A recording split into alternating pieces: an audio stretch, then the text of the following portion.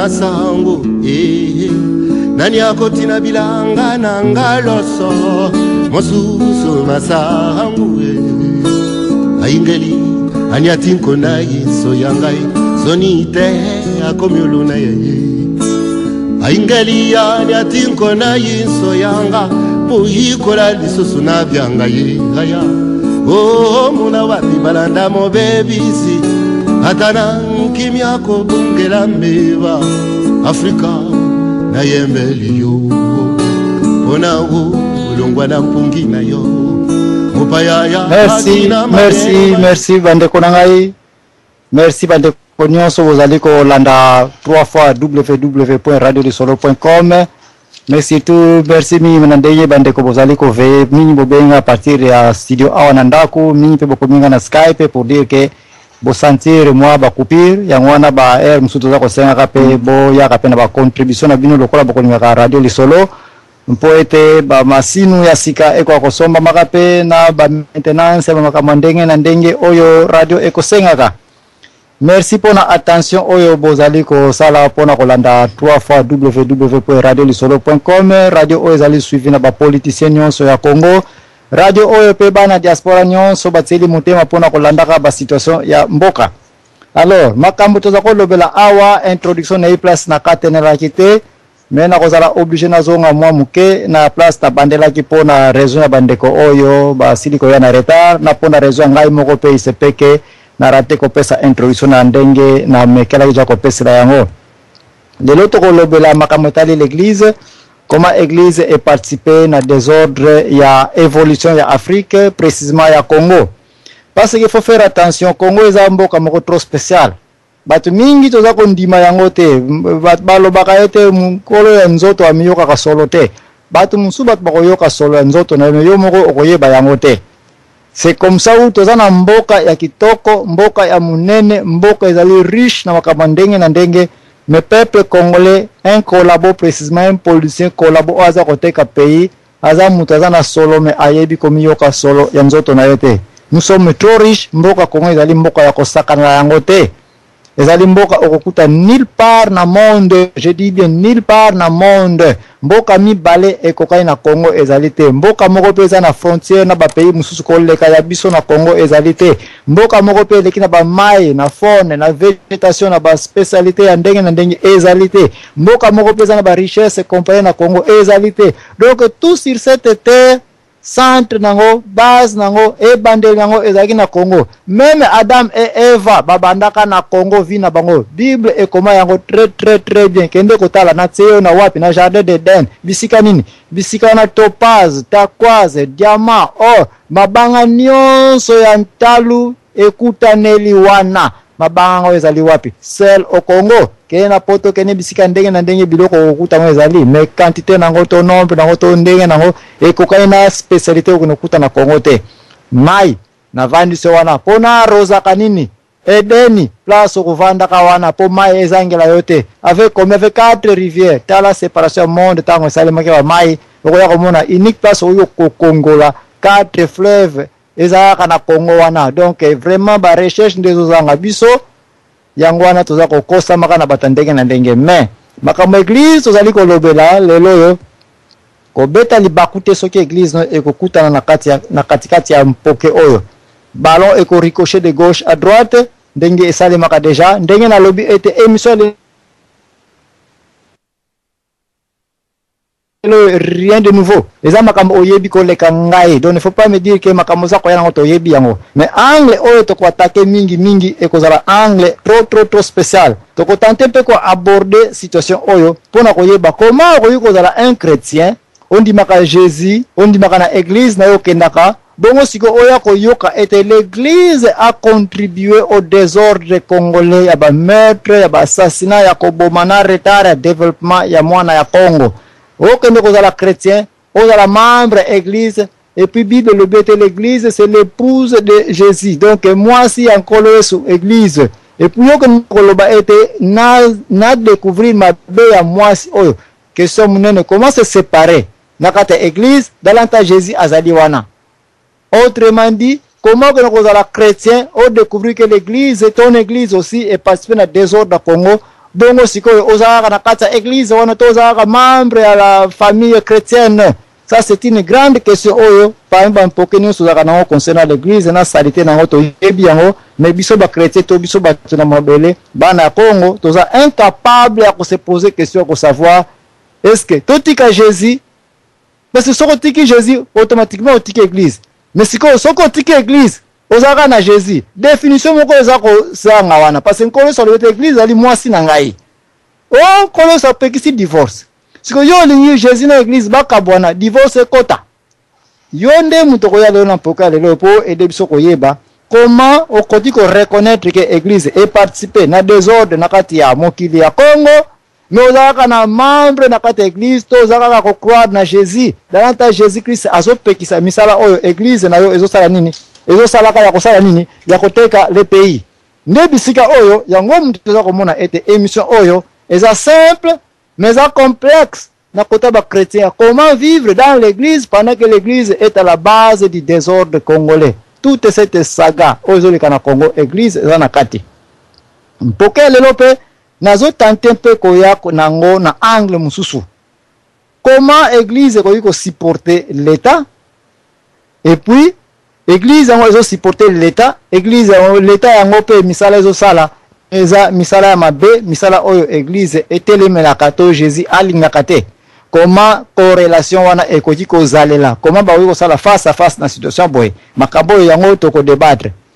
Église pe ekoki kozala ete eza kopesa influence na l'état, mais keba to mona yango pe to koya ko détailler yango comment pe église epesa influence na l'état, mais l'état est comme nango saka. Oza terme biso na États-Unis so ba biso yo saka ngi ba koza mutu moko donc moko tozo kana moko boy o tourner na yo komino kaka ngando.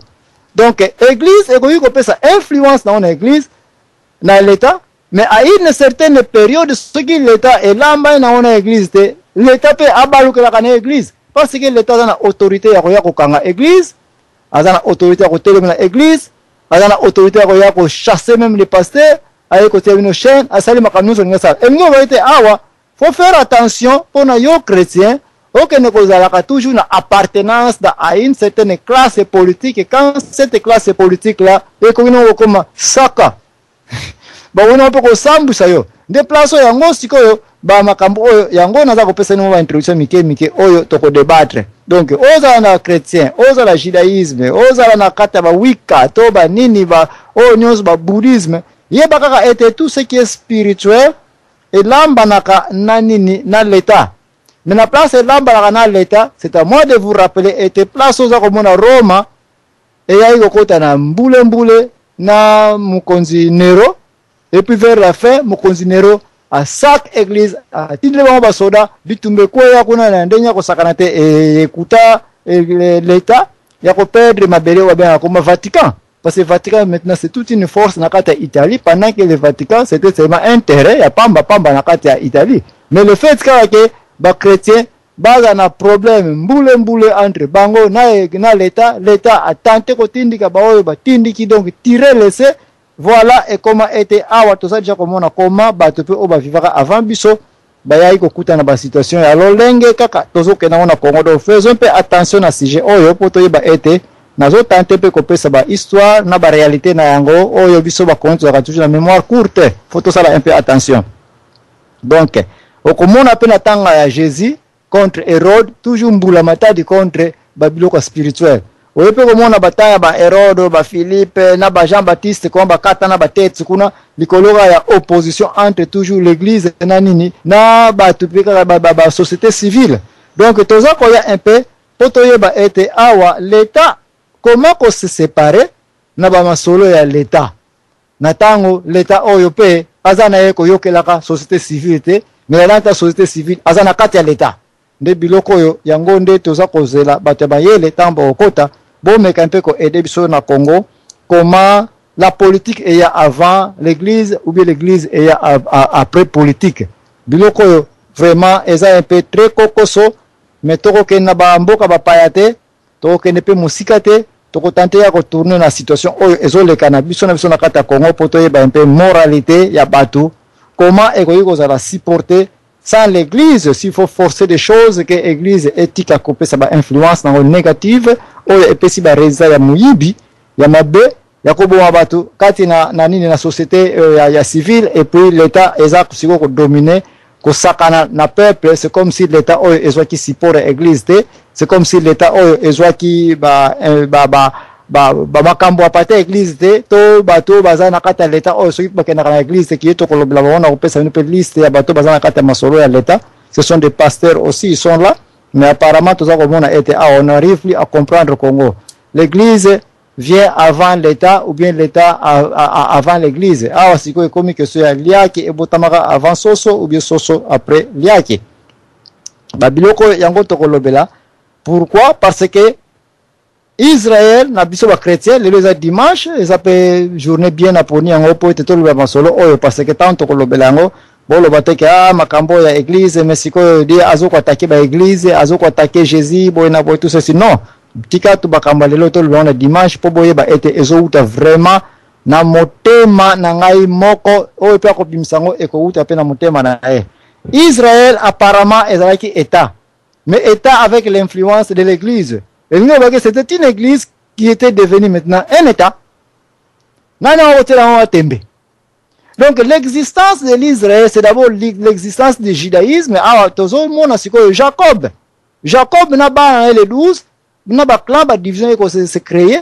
Il y a même déjà formé les 12 États qui est fait former État fédéral. Il y a Israël. Donc l'Israël en somme est un fédéralisme sur base il y a une famille chrétienne. Parce que nous avons dit libota nangai ndaku nangai. Quelle est cette maison? La maison d'Israël. Et la maison d'Israël, c'est l'église, temple, tabernacle. Il y a Moïse, il y a en plein désert. Donc nous sommes ici masolo. Na sika moko pour former état et ils conduit sur base de spiritualité qui peuvent l'église chrétienne.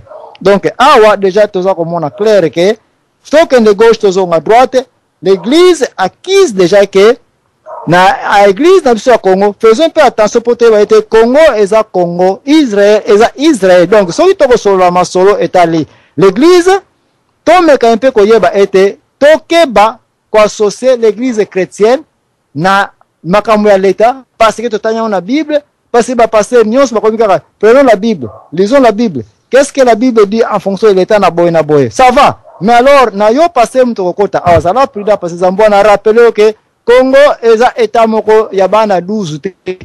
Congo eza créé sur base ya 12 enfants d'Israël te. Donc makambo belé o ya l'état contre l'église na kana biso ya Congo to keba ko influencer le gouvernement congolais qui est tourné net yaka l'église chrétienne net yaka l'église de judaïsme net yaka makambo na Bible parce que histoire pe soki toza ko yeba yango te sasa yipi to ko yeba pe ko pusana mosikate na ba masolo ebele oyo to koki ko zala nango na pokwa ya leloyo. Donc awa c'est déjà clair pour na yo passer mutokota mais ka un peu ko yebisa ngai et que l'église chrétienne est allée corrélier vraiment na l'état ya Israël na ndenge bolinge lango eza na Congo sinon ki ngana ko yebisa bino ja été mbeba liboso o ngana za ko betela sete awa vraiment tout ce qui est activité chrétienne na Congo je me réserve pour na ko pesa ka un peu point que to continue à lire oyo tozana ngo que l'église et continue kokotaka na masolo oyo raison na zotiela boye na koya ko bapela église catholique oyo kotipe na masolo na biso ya ba chrétien na masolo na biso ya politique pona ko sala ba marche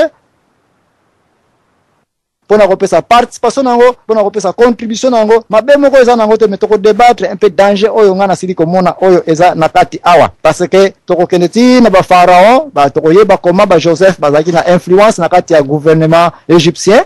Et quelle était leur influence et comment comment elle est qui comparé na biso ba pays na biso nous devons faire attention biso ba chrétien na koya ko influence aka réalité chrétienne na kati ya gouvernement congolais oyo toza ko lamba na te to depuis temps mfumukimbango et avant mfumukimbango to ko lobela yango. Donc awa naza déjà ko expliquer bino que manipulation oyo ngazo benga manipulation ya église kati na gouvernement congolais. Et ça sous influence mais comme une manipulation et manipulation ezali ko kende sur base ya biloko ebele to kolobela donc to kitina se na royaume Congo royaume mona était royaume Congo ça ko tourner très bien me tangu bazwa unkuvu bayeko lamba na babiloko bakulumbindi oyo ki l'église encore na ba cathédrale to ko mona koma pe royaume Congo et aiko kota un peu na kipelekese parce que mélange entre l'église chrétienne na gouvernement influence wana koma ezala ki mekuna eza babiloko babandeka bakoko bazana expertise nango oyo bakota bazana droit ya kokota pona ko ya ko expliquer biso un peu comment avant data lelo yo comment l'église avait aussi mal influencé les gouvernements et puis gouvernement na biso tina data lelo e komi na kipelekese. Mais avant de continuer lokola bandeko na prometa ki bino te lelo na koloba mingi te to boyeja sijeni to kolobela mutinyo sa kokota na kopesa epe déjà maloba po ete to ko ba biso nyonso nzela moko to kola ensemble. Na moni papa Sama Robert auto kokotela nga awa nga na question ya liboso epa na yo to me gampe kopesa influence na yo. Comment est-ce qu'un chrétien peut vivre dans sa vie chrétienne et puis amoni ete église na ye eza pe ko participer trop mal na babiloko ya l'état mais azo continuer à vivre na kata église yango tout en gardant Jésus pendant que Jésus pe azo terminer ma misala ya mabe na yebite so comprendre question o so comprendre na auto ko toujours reposer la question papa Sama Robert na pesio maloba.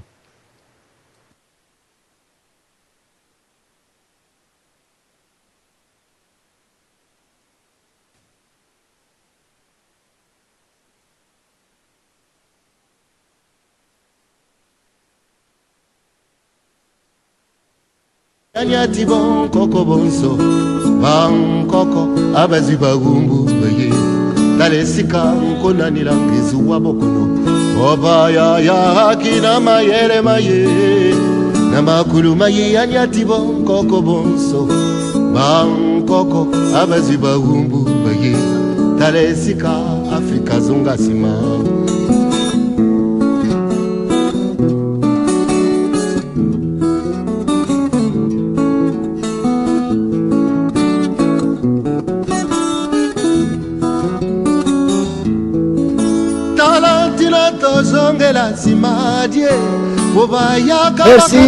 Merci bandeko na ngai. Merci bandeko na banza mwa complication ezali awa entre ngai na papa Sama Robert. Mais papa Sama Robert soko zali à n'importe quel moment na peso permission ko gino ko pesa signe d'existence soko za ko yoka biso so pesa ko bongisa micro continue ko bongisa micro mais pona ko éviter gap ya retard ya coupure maloba de na récupérer antenne na récupérer baloba. Mais papa Robert soko zali encore une fois okoyi ko tombola émission à n'importe quel moment. Alors pona ngai naza un peu ko continuer ko yebi sabino ete makambo bo yebi déjà concernant des ordres église na l'état yango tozali kolobela awa. Alors ba église na data lelo e ko mpe na formule mususu oyo tozo tala ke e participer ba biloko etali ba ONG oyo en pleine ba église ou bien pe ba ONG directement na l'état ou bien na sima ba église eza pe ko participer na ba désordre oyo tosili komona ete okogena okuta ba police nyonso ba fongoli ba activité moko boye na sima ba église na sima ba ONG et puis ba activité ngotango za ko na cité apparemment eza ko tenter ko aider population pour na moralité na yango pour na ko bana se ya crise na se ya pasi. Et puis na sima ba ONG oyo nzoka nde bango moko baza na kati avec leurs propres intérêts soit commercial soit politique soit ba makambo ya ndenge na ndenge.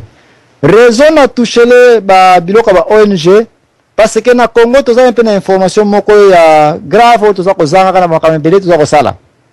Na ba pays ya poto principalement na États-Unis ba église baza classé na sima ba ONG na lingito sala un peu attention na situation oyo nga nazo luka ka ba pota poto wa kotia kisi na vraie place na ba solution oyo mutu na mutu fa ko pesa contribution un plus na makamotali Congo. Ba ONG non profit organization mingi na influence ya États-Unis na Amérique bantu banda ba biloko oyo bantu baza ba grand sponsor ba grand sponsor ya ba makamotali ba ONG. Mais ba église na États-Unis, encore une fois moi na Congo, sala un peu attention na eloko oyo. Baza considéré comme ba ONG. Alors, quelle est la différence entre ONG na église na États-Unis ezalité? Parce que ONG e futaka taxe te, ONG e swaka biloko na population, na tango za ko za biloko na population, il faut bo identifier yango, bo quantifier yango.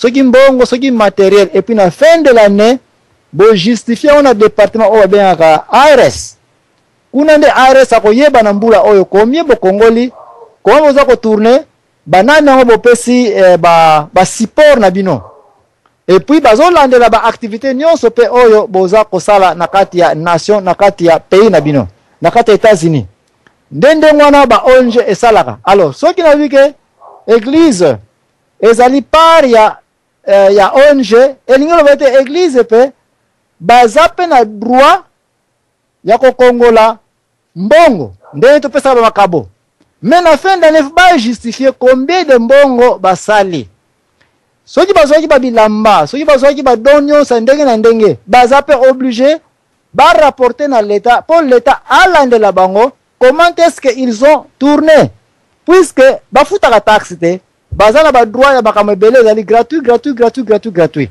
eza kosala ete bazwi avantage ba église voilà pourquoi ba église eko koma ba biloko moko ezali ke eza na influence na politique mais eza pe ko aider politique mais politique pe aza ko organiser yango to ko contrôler yango chose qui n'existe pas au Congo. Pourquoi ba église na biso na Congo faisons peu attention Jésus ou bien l'église générale parce que il y a une différence entre église pour Jésus pour la côté ya batu babongo la motema qui est mission ko le sapesa ki na ba église ngwana bokende bote ya bango babongo la motema mais n'attend église et lui fonction ONG net car na États-Unis qui est ko bénéficier na gouvernement et ko bénéficier la société civile et comme na katikati entre les deux bénéfices dans l'état bénéfice na côté peuple église comme ko ya siko ko perdre mission évangélique na o ba pesa ki yango na nkolo Yesu et comme siko na mission politique mission commerciale mission plein d'intérêt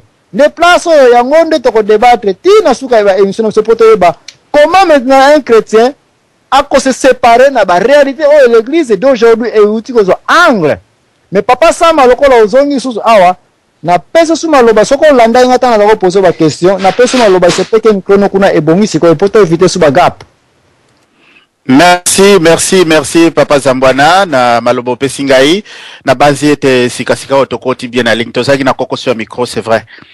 Merci na nyonso utiko loba c'est vrai que na Congo toza na difficulté mpasi oyo ezali na Congo ezali mpasi ya ba chrétien to ba chrétien mtu ba kotiango pourquoi parce que tozali ko distinguer te église comme étant organisme social na Jésus qui est Dieu donc ndenge outi koloba ma question mibale wana Yesu azali nzambe muto azali kolanda nzambe il faut alanda comportement ya Jésus parce que Jésus a dit imitez-moi mais tous les chrétiens ne semblent pas imiter Jésus et le cas du Congo particulièrement ezali que ba chrétien muto bazali kotia Congo au plus bas à cause ya moralité tozali na ngote. Il y a cause il y a haine, à cause il y a zoua, il y a jalousie, à cause il y a biloko msusu oyo ezali koya kwensala interférence katina kondima. Alors, chrétien, il faut s'interroger, présence na ye na nkolo Yesu, maloba na Yesu na ye ezali ndenge nini, et puis comment il va agir en fonction ya maloba oya sur le plan spirituel mpoete akoka ko transcender yango na gestion d'administration de organisation sociale mais malheureusement c'est ce qui nous arrive la plupart du temps toza koyo kanate na comportement na so oyo ezali ko buka na bansi wana pe ezali introduction pour nangai to c'est la pe bande ko basusu bazali ko réagir pour que to continuer total la pensa makambango ezali ndenge nini comment un chrétien est-ce que ça na niveau ya comportement ezali na niveau ya nini exactement donc omboka bino micro. Merci pour na implice kitoko pe munene oyo siliko pesa parce que awa sans plus tarder faut que nous analyser un peu la situation minene oyo ezali koleka na Congo oyo nga na utai koyoka na adage sika ekomi ko renie pasi ya kimbangu elengi yango imulunda. Congo yaona yiwe to analyser mais selon analyse ya ngai soko moni ba bi pasi kimbangu elengi yango imulunda ils ont pensé un peu moi réalité moko ya makasa parce que selon passe ya Mfumukimbangu avec tokena na côté politique ataki 33 ans na ye na passe na prison. Donc il a souffert. Azana eloko moko te tomoni alata kaka liputa kaka na kata prison ndenge bakangela ibango pour toutes ces années là. Mais toye komona Ngoyi Mulunda ya ye elengi na ye c'est pour détruire le Congo parce que Mfumukimbangu a construit la philosophie de Congo. Comment muto yuko linga mboka na yo, comment yuko tonga mboka na yo, et surtout comment yuko résister contre bamindele oyo bayeko bebisa masolo na biso qui est des imposteurs, les impérialistes, qualification nyonso oyo to yuko mona oyo Mfumukimbangu ayeba ki amona ki ke no batu oyo baza batu na biso te, ce sont nos destructeurs. L'inverse est fundi exact. Na kota Ngoyi Mulunda, il faut détruire le pays. Donc Mfumukimbangu construisons le pays, Ngoyi Mulunda détruisons le pays. Mfumukimbangu luttons contre l'impérialisme, Ngoyi Mulunda favorisons l'impérialisme.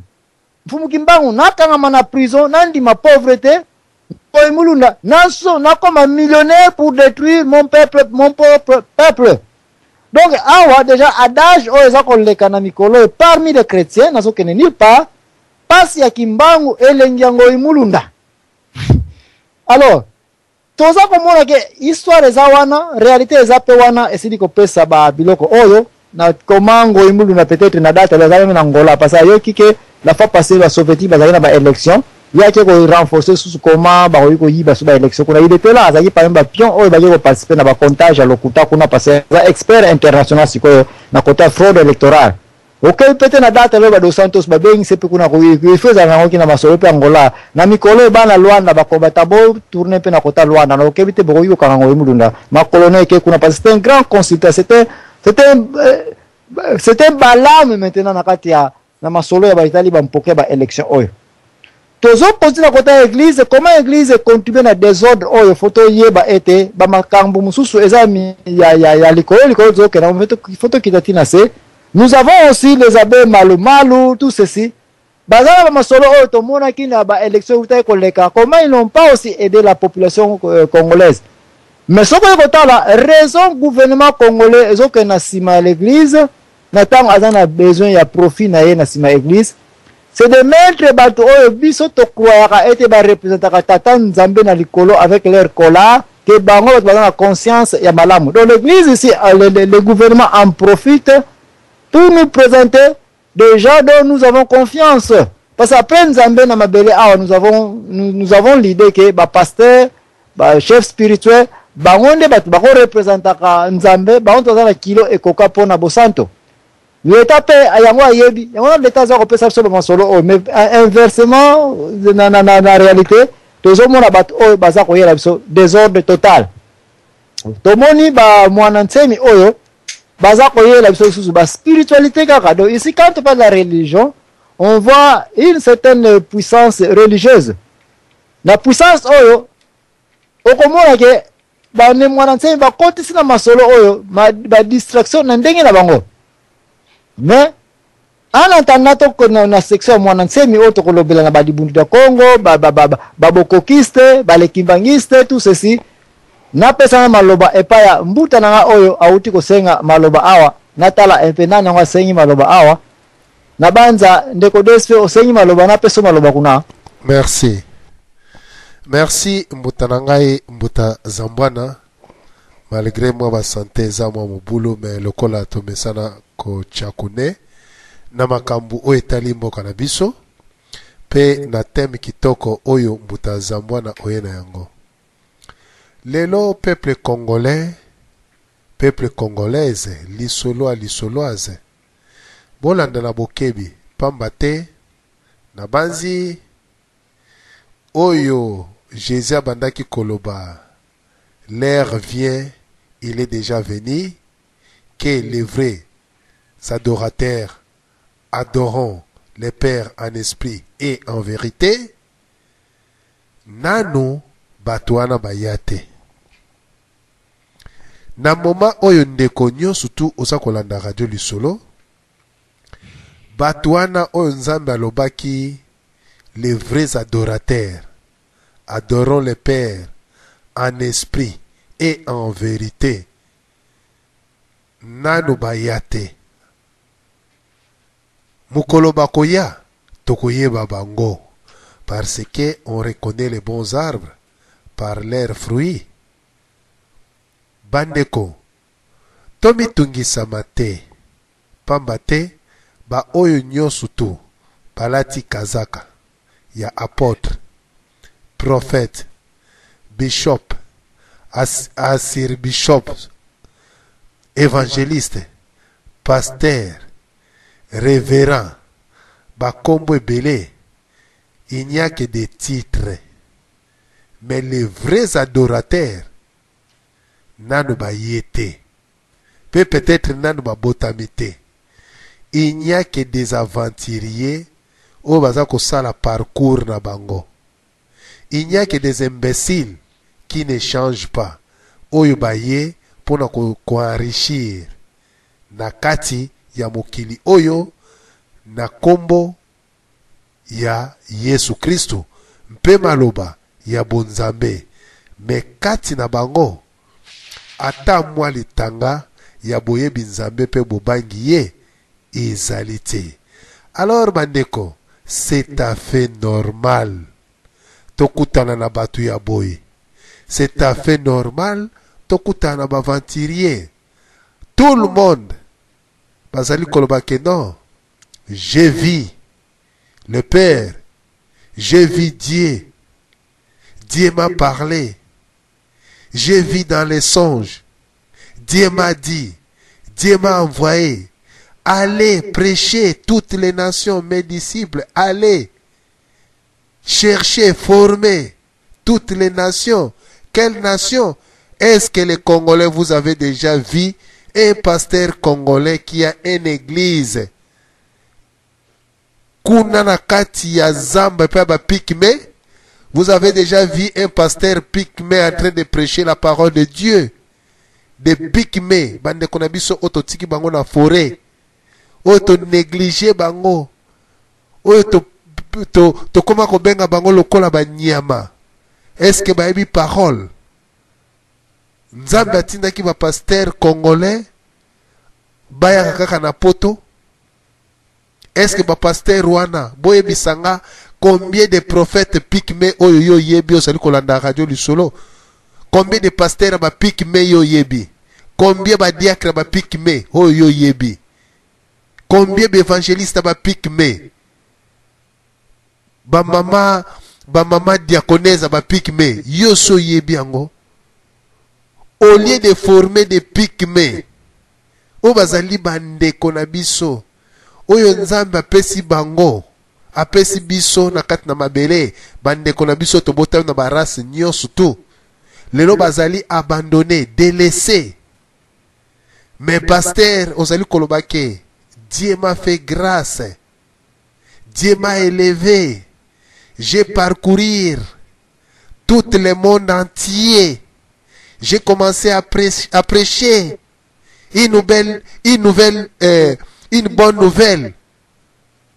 Est-ce que vous avez déjà vu Nekonangai Ozananzela téléphone? Nabanzi ndeko Ozananzela téléphone sokoli kokota meka kolongwa esika. Est-ce que vous avez déjà vu un pasteur congolais, un prophète qui a une église nakati ya zamba oyo ateya ka ba pygmée lelo babima? Mais ce Dieu-là va nous demander. J'étais dans la forêt. Est-ce que vous m'avez visité? Bino moko bosote ya batu oyo sengeli boteya. Na manzi ndeko azobenga na telefone azela ngai vraiment na pasola mpoke na ngai na sima soka bengi toko yamba ye. Bino moko bolobi que Dieu nous a créé avec son image. Quelle image que Dieu nous a créé? C'est l'image de Dieu, être un homme. Alors, nos frères, nos sœurs, qui se trouvent dans la forêt, qui sont dans la forêt, délaissés, est-ce que nous avons eu ce temps-là d'aller prêcher la bonne nouvelle? Qu'on forme bango bakoma, ba disciple en kolo. Tozo atawana. Mais alors, avant tout d'abord que nous bongisanda kunayo, la charité bien ordonnée commence toujours par soi-même. Avant d'aller aux États-Unis d'Amérique, pour au monde na motomonene, est-ce que vous avez déjà allé dans la forêt, aller prêcher des pygmées, de faire, ba pygmées ba koma, ba disciples, nani si asalango, pasteur nini? Boye bisanga, depuis que moi je suis en Europe, je n'ai jamais vu un pasteur pygmée, un évangéliste pygmée, un docteur, un archibishop pygmée en train de prêcher la bonne nouvelle.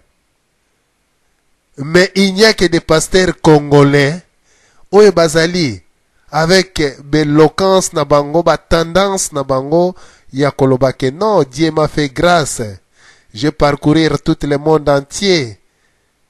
J'étais aux États-Unis d'Amérique, j'étais au Brésil, j'étais en Australie, en Chine, au Japon, tout consort. C'est bien de dire. Est-ce que bandeko nabiso? Donc, bandeko o bozali kolanda, soki bozali komona que tous les pasteurs, oyo bazali soifés d'argent, matérialistes, lui-même Jésus, il était riche en parole. Jésus n'était pas riche na biloko ba bien matériel. Mais comment un pasteur oyo alobi ke ngai nazali moto oyo nazali moumbu peut devenir riche devant bana ya mokonzi? Comment un pasteur oyo azali ko rouler na mituka bandako ebele, mais sika azali koteya liloba bato bazali kokufa, minerval ezali kofutama te, eloko moko ezali kosalama te, mais aza toujours na besoin ya miliki. Est-ce que un berger amemi bangombe to bantaba esika ya kolia matiti te akoki kofina bantaba na mabele? Bantaba basali mois bakendaka esika matiti ya malamu eza te bakendaka te. Alors yo un berger yaka zwa bantaba na fina miliki soki okozwa miliki. Mais biso ba Congolais, pourquoi tozali batu moko mitu e baluka? To comprenaka te. Quelle prophétie? Est-ce que vous avez déjà vu un pasteur ou bien un prophète congolais en train de prophétiser sur le Congo? Toujours les mensonges. Les pasteurs congolais, ils ont détruit la population congolaise. Ils ont détruit tous les mariages. Les mariages où ils ont honoré. Et pas ya batata na mama bandeko nzambe na mokili ache mokoroto. Toutes les pasteurs, ils ont détruit. Na ba faux prophéties. Est-ce que vous avez déjà vu un dieu oyo asangisi batu po na mariage moko babalani? Le même dieu wana kokende koyebisa mwasi wana to ayebisa mobali ke non oza mobali avi na ngai te, ou bien mobali wana ayebisa ok non ozali mwasi avi na ngai te, mwasi na ngai azali kaka oyo mama diaconesse, to mwasi na ngai azali mobali na ngai azali papa pasteur. Nani si bomona nzambe désordre boye? Mon frère, vous avez reçu un message texte du numéro 5. Mon frère, ma sœur, totika biloko o tozali kobenga biloko alokuta o ezali kolekana. Dieu est juste et bon. Nzambe azali merveilleux. Nzambe azali nzambe oyo achangeaka te, ayaka kotia ba désordre te. Parce que yemoko azali nzambe ya kimia. Comment se fait-il que un Dieu oyo apesi yo libala obali boboti bana 5 na mobali, nzambe wana koki koloba lisusu ke non, mobali oyo azali ya yo te, mobali na yo pasteur oyo? Peut-être bozali kose monke na nzambe. peut-être bozali ko bebi sa parole de Dieu. Nzambe aza nzambe désordre te. Tous les prophètes, tous les pasteurs, des évangélistes, oyo ba détruire population congolaise. Liso na nzambe ezali kati na bango, ezali kotala bango, pe loboko na nzambe ezali toujours wana. C'est le moment. Nzambe abengaka mutu bibenga benga te. Mon frère, ma sœur, boye bisanga na Bible, oyo bino motangaka. Moto nini oyo nzambe abenga, akuta ene na nzela abengi pe mutu wana, etamboli na ezali kaka le meme. Soko kutani na chef suprême, oyo leki bakonzi nyoso. Vous avez reçu un message texte du numéro. Nabanzi, soko kutani na mokonzi oyo leki bakonzi nyoso, vi na yo il faut changer. Moto ya kutani na nzambe, nzambe apesi ye message, apesi ye mosala, il faut apesa yo provision, il faut apesa yo parole, il faut apesa yo humidité. Bobangi nzambe, kotia kombo ya nzambe liboso.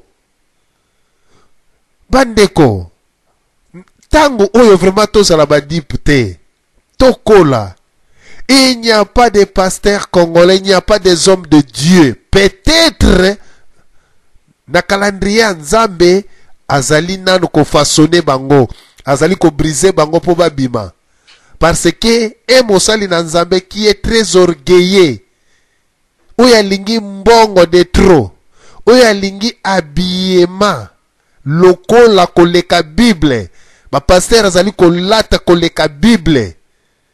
Mais Jésus-Christ azalaki calme, sympa, azalaki na besoin ya lokuta te lokola bato baye nango sikoyo. L'église congolais nyoso, peut-être l'église, il faut babanda ko boma yango. Ndeko nanga na nzela ya telefone, ndeko nanga na nzela ya telefone, na banzi bandeko baza kokota na nzela ya telefone, soki okoti na makelele, en tout cas mbuta zambwana kolongola yo. L'église congolaise, si par exemple Zambwana à la tête de l'État et que décevait comme un policier, tous les églises bakozala na stade de martyr, tous les pasteurs bakosambela nzambe na bango, atalisa bango pona changement moko eloko. Soki te moto ekozwa bango, ba vrai o ba minkolo Yesu, nzambe akolakisa différence. O balobaki Daniel na libulu ya bankosi, ye abelelaki Yahweh. Yahweh asembolaki loboko mpe abimisi ye.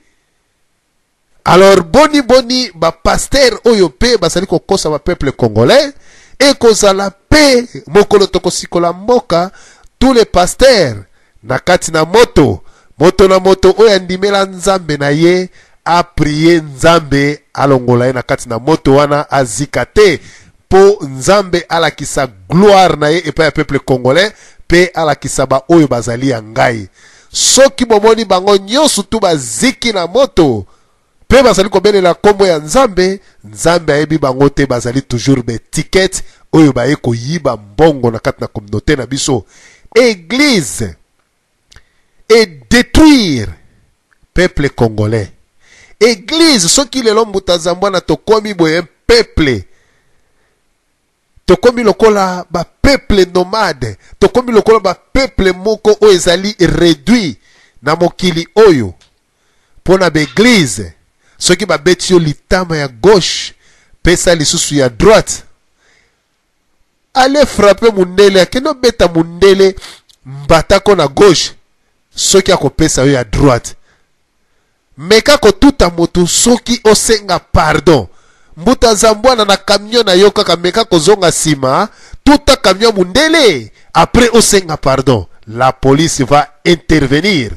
Mbuta zambwana na pesi yo maloba, pambate oko o kamba émission na pambate soko tikingai, na kokota vraiment na moboku pambate ba pasteur congolais ce sont des aventuriers avec Basina Bango parce que baza ko jouer na psychologiquement ya ba Congolais parce que ba Congolais to raisonnaka mokuse ba raisonnement na biso suka kaka na wese et développer kate yango ba pasteur bazali kozwa tant ya ko maîtriser biso ya ko fina biso ya ko ambale biso na saki komema biso sikanyo su bango bazali parce que bango ba comprendre déjà que peuple congolais soko tangeli komona Yesu ata ozali kokosa akoesemilie ato lati sultan ozali mosali na nzambe te akobenga yo pasteur.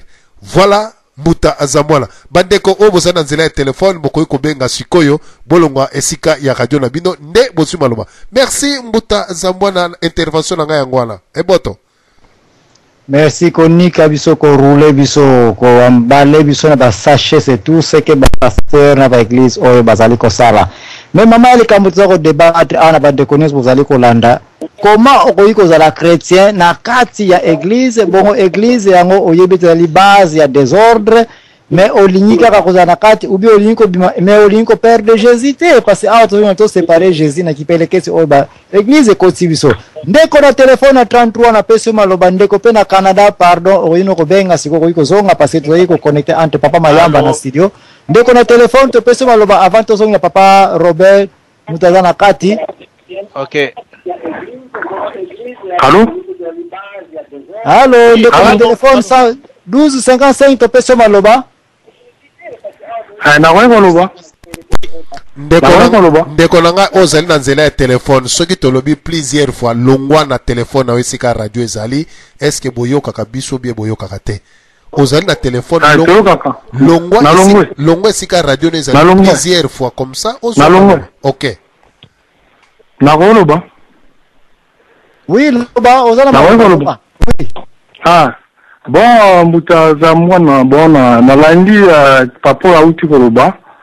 Mais bon, alobi moi mingi nyonso esangani. Elo na nna loba yango oyo. Ba mindele ba elaki biso l'église mibale, catholique na protestant. Wana ba l'église oyo ya bango tango ba ko koloniser biso. Bon, tant que toi na colonie ba forcer ba koko na biso ba koti na église wana. Bon, sikoyo toza na mutu oyo na mboka na biso. Papa Simo Kimbangu yepe akotaki kuna na église wana azui baptême mais suka nango na église wana protestant azalaki ba comprenaki que azalaki tellement éveillé parce que salaki bango reproche ba protestant pour makambo ba yote na bible na rat église ya bien mais bango mona libanda bazo sala makambo susu ba viol ya ndenge na ndenge. Ozomona donc il reproche au face mbango sala ki bango. Alors ba mona que non a éveillé a ko pourrir ba jeune belé bazala ki wana ba bengana ki. Ko bengana ki ende esika kende ko sala ko banda mission na ye. Petit à la musi bibembe histoire nyonso to edwana tambuli likola mai na lutendele. Lokola pen koloezo a salaka. Donc voilà. Bon jalousie sikoyo et ça là qui a bamindele na succès oya zalaki puissance oya zalaki na ya tata nzambe yango moni bakangaki mais sikoyo ye atikaki œuvre oyo ke il fallait ba congolais balanda œuvre yango zali kimbanisme. Bon sikoyo bamindele na bakop na bango babimisi l'église belé évangélique. L'église wana nde eza na copie ya bamindele ba responsable nango baza kolia kana bamindele l'église wana yango nde eza kocha désordre ozomona mais sikoyo Jésus pona okabule na l'église wana eza pasi parce que batu nyonso wana na kolo Yesu donc ezali pasi mais biso nde ba congolais et bongi toza lokola barabe Barab bazara représentant na bango Mohamed. Bango nyonso arabe nyonso ayepso ke naza musulman mutazo représenter bango na tata nzambe Mohamed. Mais que au congolais oya représentera pas tata nzambe nani? Mohamed ou pape Benoît XVI ou papa Simon Kimbangu. eloko ba congolais fo bayeba yango wana mutu azaka représenter biso na nkolo yesu et puis na tata nzambe papa Simon Kimbangu yende mutu azaka se représenter biso mais na liloba oyo tate oyo alobaki liboso alobaki nalandaki ye ozokanga papa allo 5 sur 5 koba soko silisi oyebisi biso ko silisi bon na liloba oyo ya papa wana bon papa wana lobi azali na mwa raison parce que l'évangéliste mingi ya lelo abimisaki page mo ya bapigme l'évangéliste mingi ya lelo toyoki te ke o bakendaki so kote ya bapigme boye mais nga na osinali eloko moko papa dange na ntango azalaki vivant na vivaki yango te mais nalandaki yango na babane video na barchive yango ti lelo naza nango ya babane video oyo ke bapigme babimaka na zamba mona ete soki ya bolongo bakoma mwa ndenge wana bolongo bakota bayinongo kuna alors bapigme wana bayaka ti na kasavubu na centre d'accueil wana ntango bamonaka papa de ngenda bapigme wana balobi ke non mutu aya kotalaka biso na kati ya zamba na forêt alobaka yaza nzambe na biso ye wana bareconnaître papa de ngenda donc papa de ngenda étant vivant azalaki kokende mystiquement na bazamba baforêt oya minene kokabela bapigme babilamba kokabela bango babiloko kolia babiloko moya ya ndenge wana donc bapigme bayaka kotémoigner histoire wana na kasavubu nga naza na baarchive bango na bacassette awa donc papa wana akoki koyeba déjà ke papa jange nazali kokende koteya bapigme ke kolakisa bango ke fo batika babiloko ya bokoko na biso bakisi balanda nani liloba ya nkolo yezu na tata nzambe bon en dehors ya ça nakoexplike mwa mystique mo boye toyebi ke oyo ezolakisa ke bolimbisa avant expliquer ba deuxième étape na première étape kaka sikoyo soki philosophie ya papa Simon Kimbangu continue kiti na église Kimbangiste ti na papa Diangenda ti na data lelo nkam epesa meli toujours opportunité ya kozala toujours na pembeni ya gouvernement réponse na yo ezali nini soki na tuni te est-ce que température ya support ya philosophie ya papa Simon Kimbangu derrière l'église Kimbangiste na data lelo eza na place na yango parce que tomoni ete kata mbutu désordre taya kabila désordre alo wapi likuku oyo ya support ya pilier ya le Kimbangiste ou bien papa Simon Kimbangu na l'actuel gouvernement à vous l'antenne bon eza na place na yango parce que omoni na likambo oyo ke eleka na Jean-Baptiste donc likambo wana epesaka bato mingi leçon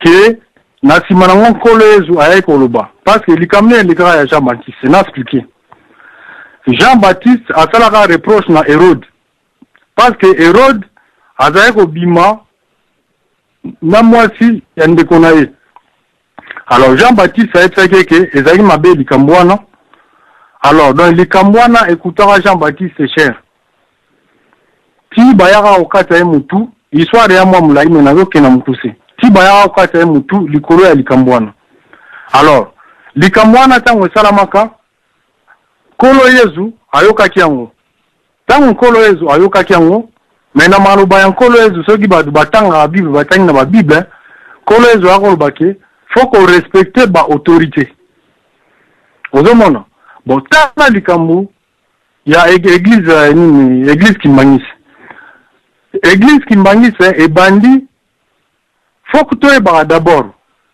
soki tozwa indépendance grâce ya bakimbangiste parce que bakimbangiste ava indépendance tellement baye kosambela na clandestinité ezalaki kosala pasi mingi donc bango baalaki bavrai combattant ya solo mpona indépendance ya mboka mpo ke babanda osambela na liberté mingi bakoma kosambela lelo bon lelo oyo Kimbangiste akomi kosambela na liberté mais siko problème ezali wapi problème ezali Vatican catholique parce que Vatican posa na ye ezalaka ke église Kimbangiste ekufa ozomona alors église Kimbangiste ndenge eza wana eza na soutien extérieur te soutien ya église Kimbangiste eza kaka na RDC bakonzi ya RDC Donc, d'où Église tant et bandit, tant que tu as indépendance avec Kasavubu. Kasavubu, ceux qui moyens à routine de la photo, c'est dans le coca. Au moins, on est bandit à Mboka, tant que Kasavubu, à ce côtoyer, papa Djangenda, papa qui se locale, pour la likambuya indépendance, qui va sembler la kaba aider, ou que nous cambo, on consomme ma arme. Bani, archive ezali. Oh, bateau, témoigner, tant que mon ake, Kasavubu, tant azo kende, comme on a papa Djangenda. Pour na papa Djangenda a trouvé la solution, pour na Mboka, ou a senga na tata na edongi, papa Simo Kimbangu. Oza komona. Donc, bénir papa Nani Kasavubu, aéro comme président. Alors, voir même la table ronde, moi, na Simo Kimbangu, azalaga grand frère, ya papa Djangenda, papa qui solokele, Charles, azalaga na nini na table ronde. Soko tali na baba archive. Nini baba ya kala merci pana tana biso ndeko telemana no wana zalaga na ligne, j'espère que za kofuta ba unité mingite parce que na tina ki invitation na bandeko nyonso ba église nyonso ba dénomination nyonso yo zala wana lokola omona ni muntu expert na côté l'église Kimbangu ndeko desfe de papa sama oui zalaga na katona zalaga wana ndeko na téléphone. Oui. Et un téléphone fixe, hein? Oui, oui. Ça va. Donc, Zalaka calme, hein? Ndeko Sama Robert, après yo papa DSF. Est-ce que vous avez une question sur défense? Il y a l'église Kimbangu, c'est ça qu'on peut support na gouvernement depuis toujours, mais na évité. Vous avez une question pour naye? Alors, ngai naza na question, te mais na sala ka moi complément moko avant na répondre peut-être na question wana. Nalingana loba na mbutamutu DCV papa uti koloba sika wana mbutamutu ya uti koloba alobi nani ba pasteur congolais baza ko kende kozwa ba pigmete ya solo papa ozana raison ba question opposée ezali fondement même ya bo congolais na bisoto ki bo congolais o bisoto ya nango tozana mpasi à cause ya ba pasteur po ba yebi nzela te. Justement, c'est là le problème. Pasteur Obakenda Zamba ndenge ndeko moko awuti koloba. Oui, c'est vrai, papa Djangenda pour le compte de l'église Kimbangiste akendaki kobimisa ba pygmée atongeli bango ndako nzambe par exemple ndako nzambe moko etongamaki na Congo Brazza babenga ngo église de Ngo etongamaki pendant 2 mois pour na ba pygmée bango moko ba participer.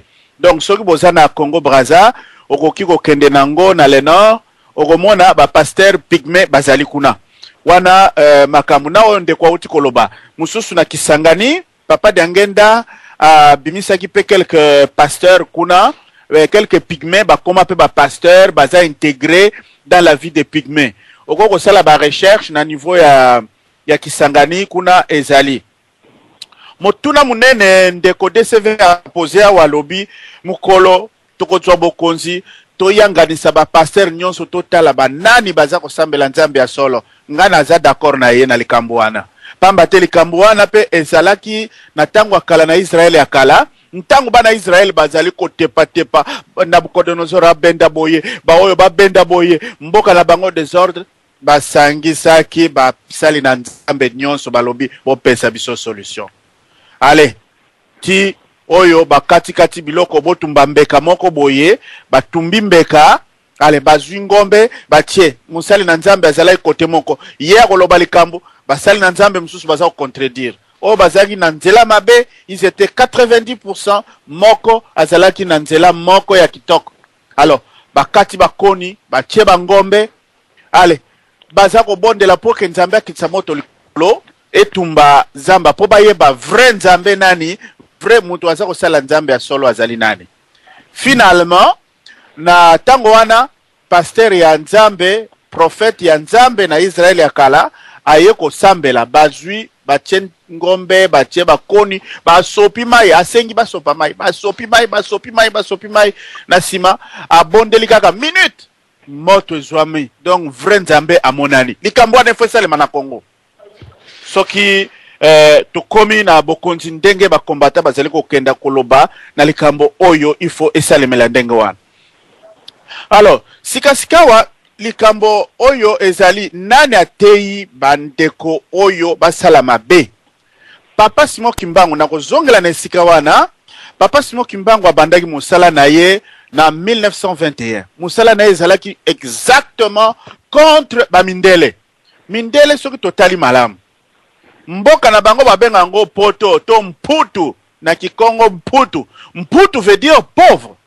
Pauvre wana na mboka na ye eloko ezate. Bino batu boza na Londres bozali wapi wapi. Café bimaka wapi na Londres.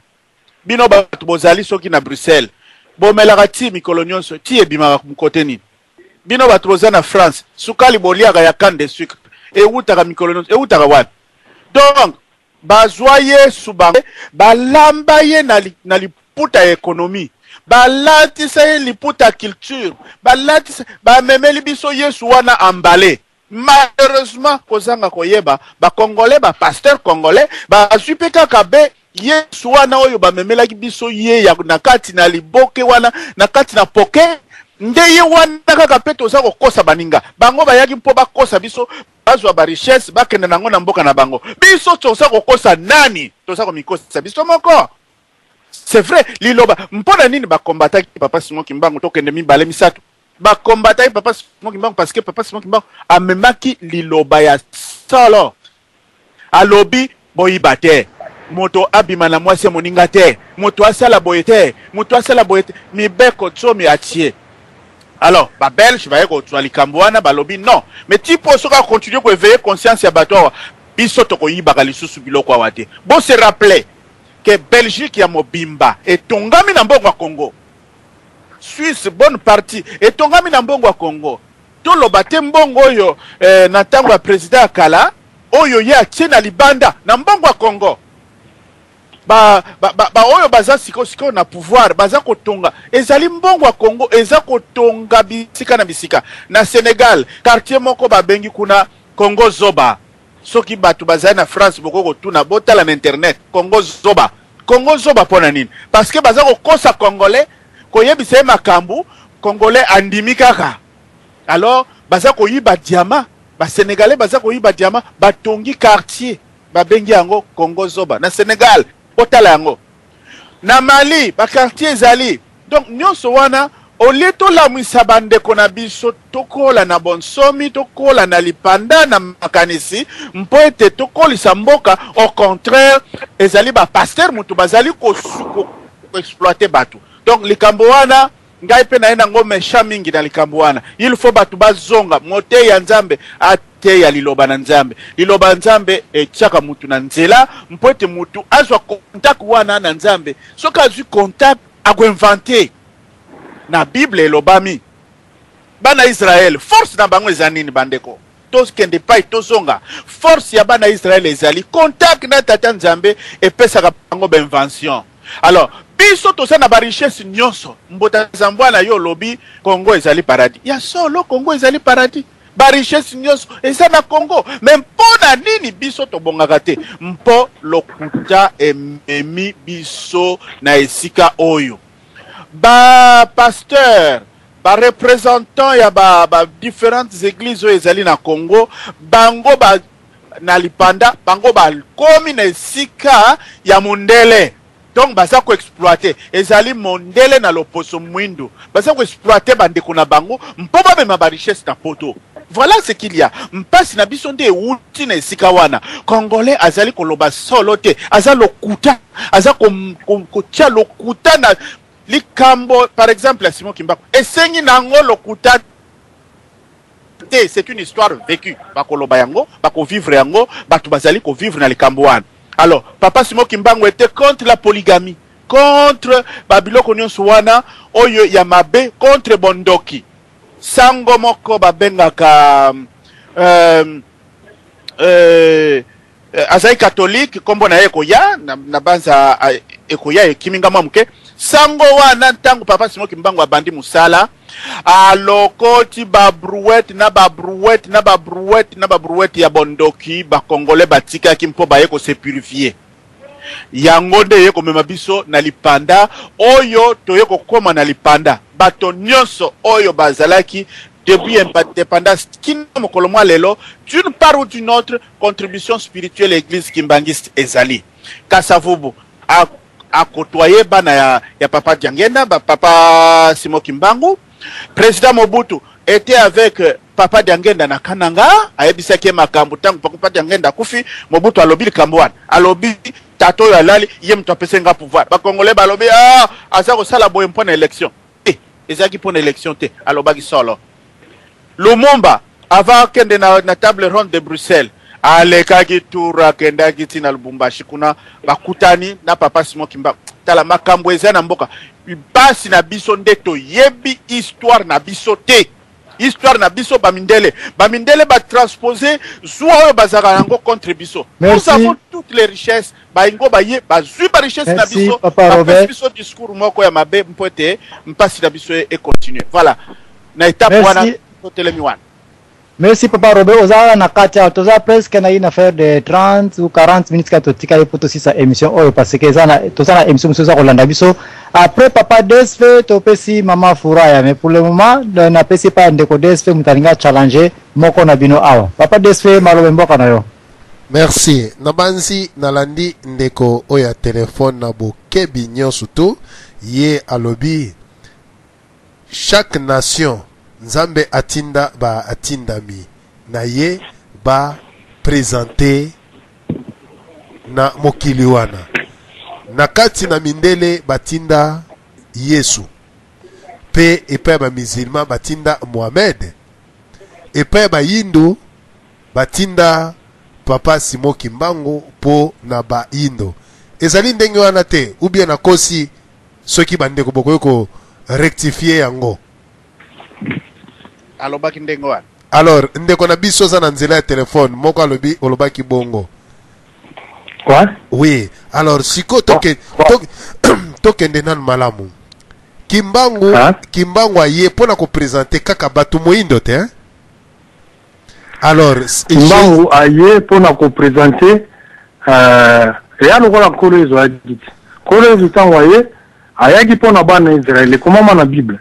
Siko to suka wana ndeko na biso ndeko biso Kimbangu aye pona biso na tunio kaka motuna wana tikanga na loba ngana tunio kaka motuna Yesu ayaki pona mindele Kimbangu ayaki pona bato moindo motuna na nga siko ezali boye Kimbangu ayaki pona bayindo nyoso tu naza d'accord na yo Yesu ayaki pona mindele nyoso tu naza d'accord na yo.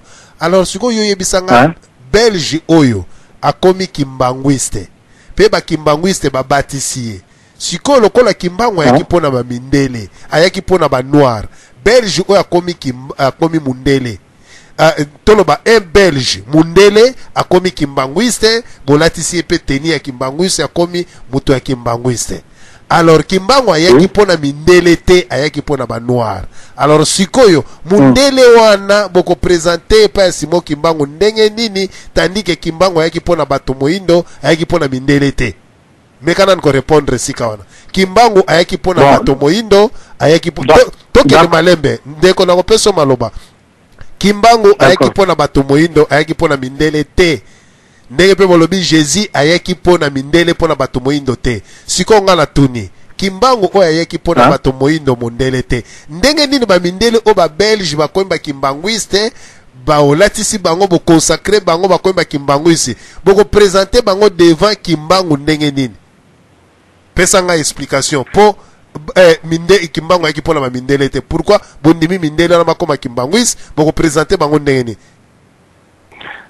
D'accord, ndeko téléphone ozaka na kata ligne yo komaka kaka yo komaka isepeke oyusu kozwa mwa moko na mais bobosana te émission za bakimbangisi te lingi obake na bakatholike pe tokolobela bango alors tokena ne pas Mama Fura balanta yo ndeko na téléphone komaka kaka yo pe Papa Roger kuna komaka Mama Fura na pe maloba.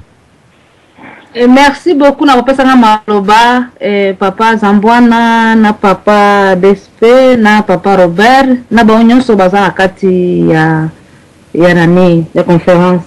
Ngana ningeka na sepelisa conférence parce que conférence eza ya kitoko mingi ezo la kisake il faut vraiment to tika lokuta ndenge papa Robert alobi wana nga naza d'accord na makambo na mingi alobaki to tika lokuta pena ningina bakisela papa sulufutu apo alobaki pona ba problème ya ba pygmée nga naza parmi bato basalisaka ba pygmée nga nazaka na mbandaka nazwaka ba pygmée na ngami bale tango nazaki mwana moke na lingaki ba pygmée wana po bazaki batu moko baza différent na ba mususu il fallait que to salisa famille na bango to salisa ki bango bana na bango baneko ke na classe to ba pygmée wana bazaki vanda ipa na biso. Ça signifie que vraiment ezana parmi batu na kati ya Congo bamona ka ba pygmée lokola ba congolais kaka sikoyo totika koloba ke banani basalisa ki ba congolais banani ba pygmée biso nyonso to lingi ba pygmée biso nyonso to zali po na ba congolais to zali po na batu nyonso vraiment na sengi ba congolais ba kola koyeba ke ata pygmée paza ndeko ya ba congolais parce que aza na kati ya Congo toyebi yango pe to salelaka yango. Ça signifie que to commenter mingi te pona ba pygmée wana. Merci beaucoup. Merci mama Furaya na ndenge outi ko yebisa batu nyonso ke mboka ya Congo eza mboka moko. Ba tribu nyonso, ba clan nyonso, ba participation nyonso batu il faut to respecter yango. Wana vraiment un point na yo ozwi yango pona kozongisa biso to yeba exactement makamni il faut to sala attention na temps à globaliser situation ya Congo ba variétés amis. Alors papa na téléphone na banza la question est papa moke papa moke OK on va appeler à répondre papa mople OK en dehors ba question oyo uti ko zwanga musuna ko bakisa kaka awa ceux qui papa Desfa lobaki étaient les vrais adorateurs selon la Bible adoreront mon nom qui est Jésus pas ici pas là-bas mais en âme et en esprit. Est-ce que oyo peut exalter que ba chrétien na mikolo to bana pe ko revoir parole de Dieu oyo pourquoi ko yo solo bakete na ba jour ko ya ba ko samela suna ba église té à vous l'antenne na wewe koloba na wewe koloba po yo mtu fallait répondre ba flèche belé yepa na yokuna d'accord donc ngai papa mople na répondre na question ya liboso papa posaki ke kimbangu ayi pona batu mundu mais soki lelo belge ayi kozwa baptême kimbangu soka okanisa nini bon yango na répondre papa wana kimbangu ayaki pona ba opprimé nyonso mais plus précisément biso parce que na minute wana biso ndeto na pasi nkolo ezo uti ko libérer bana ya Israël na mukimba batu nyonso bayi na pasi sima lokola physiquement akomaka ba côté na biso te donc il fallait papa qui simo kimbangu aya donc atimaka papa simo kimbangu aya wana zalaka déjà prophétiser ndenge zaya prophétisaka ke nkolo ezo koya ndenge pe mama qui pa vite na ngola prophétisaka kimbangu akoya donc papa kimbangu tangwa ye ayaki pona biso toyaki na pasi ba coloniser na ba mindele. Voilà donc ayaki ko libérer biso 30 ans de prison pona mutu mundu akoma libérer to koma libre neng to koma boy. Alors donc likam ya belge na kati papa o a posé question na ke ndeni le lope belge azu pe baptême est-ce que kimbanga olbanini mais elle na lingi papa wana posé question ayebake na wana tangu papa timbangu waza na prison na Lubumbashi tangu guerre bimaka awa na poto ba allemand tangu bakangaka roi ya ba belge bake emprisonné na Allemagne ba belge bakenda komona papa timbangu na prison na Lubumbashi ba bike biso roi bakangiye est-ce que koyeko salisa biso te osa bango ezalaki ba memaye na nini na Belgique a trouvé ba solution kuna papa timbangu alobaki na bango ke a aucune Belgique mais a retrouvé les solutions sur les champs. Sur les champs, yemoka nenga tambula na ye. Azaki na besoin ya train te, avion te, voiture te, yemoka kendaka tina Allemagne. A komi kuna sali nyonso a libéré roi. Ba yesi Mbota Zambwana na banzi ndeko oyo makamwaza ko raconter biso eza lokola ba histoire ya kalao na ba kwaku oyo ndeko aye na yango ndeko moni oyo eza radio toyaka na ba histoire moko te imaginaire Kimbangu bakangi roi belge na balma bake ko luka Kimbangu etant que Kimbangu yemo kwa na prison aza ko ko bimate bandeko naso comprendre te papa yoga na expliquer no ndeko na ngai Kimbangu yemo ko na kati ya prison explication eza mabe ndeko za ko kende mabe défense na ye na histoire za ko kotsa yo mais histoire wana eza vraiment mutazamwana moni peuple o ezali ko landa ko yoga na ngana silisa te ozoka tama lo bolo bano après ngana zo silisa allo bozoka bozolanda Koba. Ah bon, d'accord. Alors, Kobimisa ki roi, tant ba komi na nini na Belgique, roi posaki papa Simon Mbangu question. Alors dit que na manso o sali po na ngai eloko nini lingi na pesa yo. Papa Simon Mbangu a posé qui question, a posé roi ba Belge question. Alors dit na eke yo lelo ceux qui va pas ya bae na mboka na yo. Bakangi bino bakomi ba mikonzi na bino ba mo sala nyonso awa na Belgique yo osepela roi lobi na osepela te papa Simon Mbangu aitya bi bon bino pe yango bosali na mboka na ngai boye bokomi ba mikonzi kuna biso bokomi be esclave na bino boye eloko o senginga o sala po na ngai ngana sengia bobima na mboka na biso botika biso libre eloko papa Simon Mbangu asenga yango wana bon papa Simon Mbangu longwa ki wana azongi prison. Alors, roi soit atalagi comme aza compter trop na ba richesse wana ya mboka na biso likambo ezalaki pasi ba dimamba la moko. Alors, mais atalagi papa Simon Mbangu grâce. Peine na ezalaki peine donc condamné à mort, mais aya ko changer peine na et komaki condamné à mort ici mais komaki à perpétuité. Ozomona. Mais la question papa a outi ko poser. Oh, maintenant, ni Simon Mbangu yemo aza ko ka na prison te akene mferwa na nino na Allemagne kuna na prison.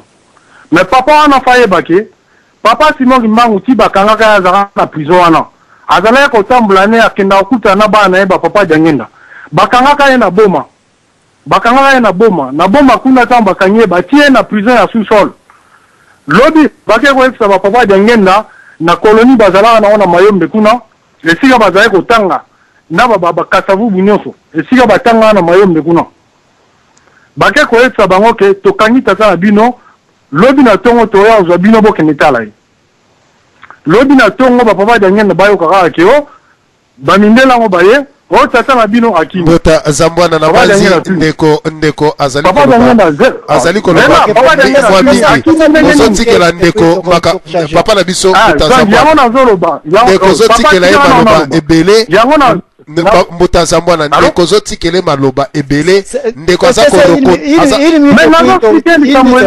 oza ko expliquer likambo oyo eza ya lokuta pourquoi oza ko expliquer yo nazo tire conclusion donc sikoyo ba papa jangenda bakenda na sika wana bamona ke papa Simon Mbangu akimaka prison zalaka ezanga na porte ya bende donc na porte bende ki lelo emona na te na porte bende akenda na yango alors soki bolimbo vérifier makambo wana boluka émission moko boya bo se renseigner na émission moko ya bazoba ya papa César oyo akenda ko interviewer batu na prison ya boma oyo baslikaka likambo wana baba témoin oyo bazalaka batata bakoko babetila bana na bango masolo bana babetili bana na bango lisusu donc bamasolo ti histoire ya lelo donc papa Simon Mbangu ti azalaka na prison na Lubumbashi azalaka kotambola bakangaka ye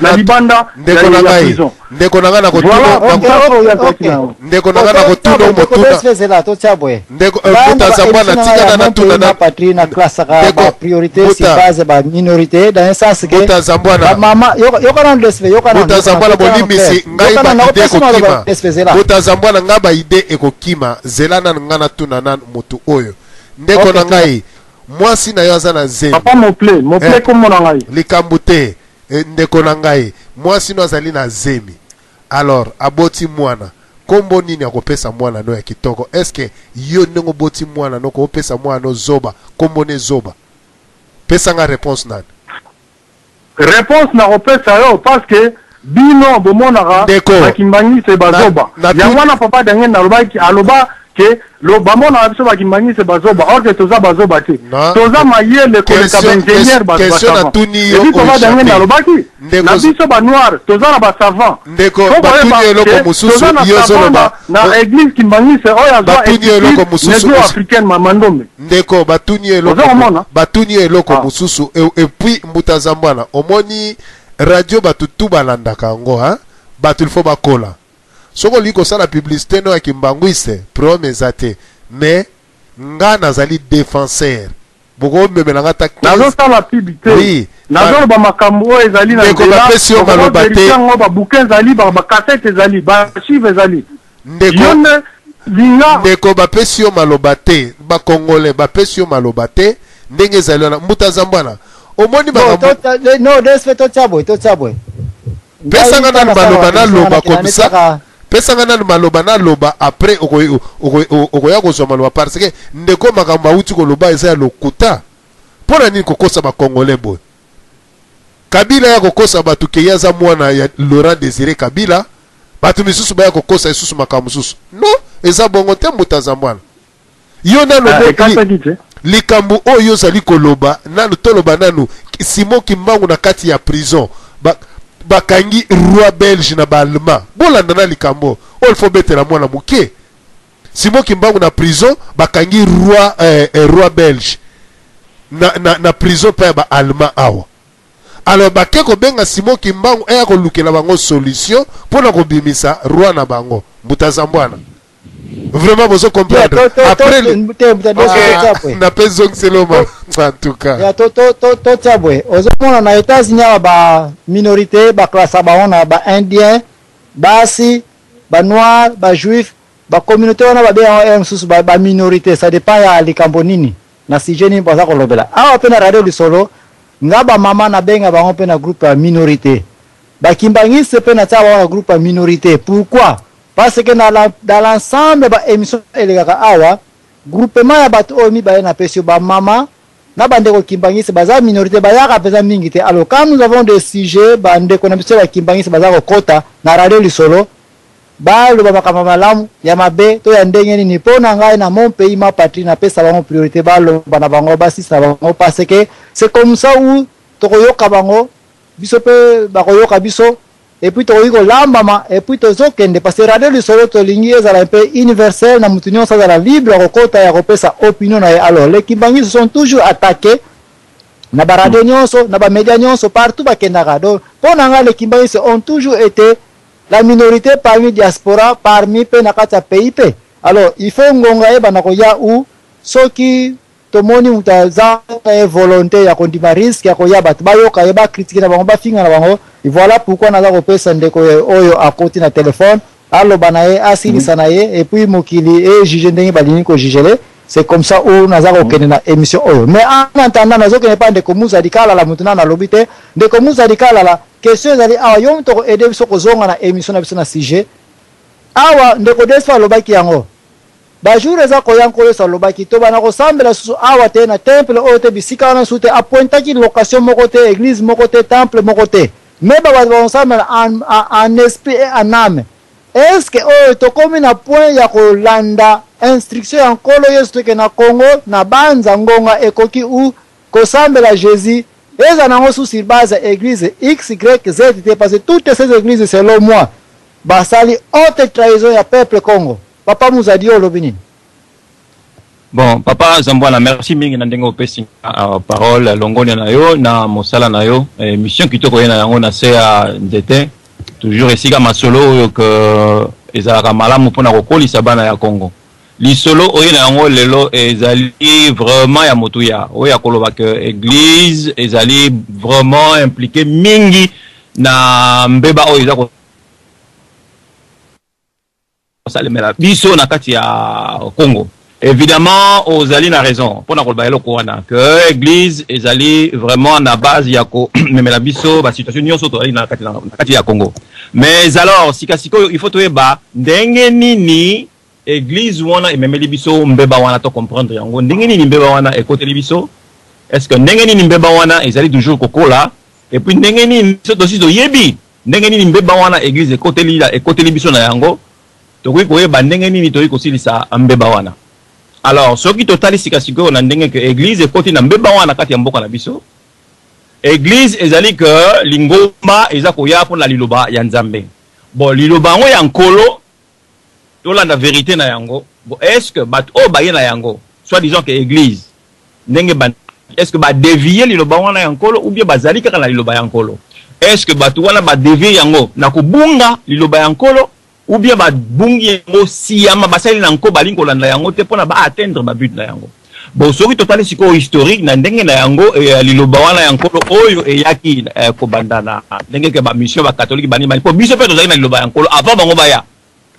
Avant mundela ya toyebaki liloba ya nkolo tobeyi liloba ya nkolo tobeyi ko banga kolo tola na mibeko ya nkolo toyebaki yango bana kala nzamba kela biso na bonzambe na kati na biso. Mais alors sikoyo bango tango baye na religion disons la religion catholique ainsi de suite, donc baye na loba nzambe na ndenge komeli na kati ya Biblia to monique ba utiliser yango mabe balandi penza liloba comme il le faut na but que ba laver biso cerveau, na but que ba le moyen que ba coloniser biso.